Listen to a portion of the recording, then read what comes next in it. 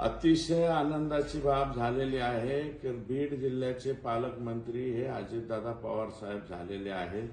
आम्ही पहिल्यापासून मागणी केली होती की राज्याचे मुख्यमंत्री किंवा उपमुख्यमंत्री यांनीच बीड जिल्ह्याचं पालकत्व स्वीकारावं, कारण इथे जे पालकमंत्री म्हणून काम केलेलं आहे त्यांनी पार्शियल काम केलेलं आहे, इम्पार्शियल काम केलेलं नाही।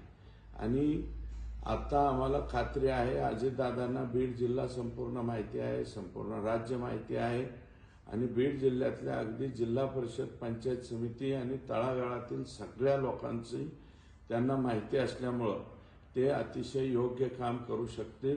आणि बीड जिल्ह्यातल्या 6 पैकी 4 आमदारांची तशी इच्छा होती आणि ही इच्छा आम्ही ज्या ठिकाणी व्यक्त करायची होती त्या ठिकाणी व्यक्त केली, म्हणून त्यांना संधी दिलेली आहे।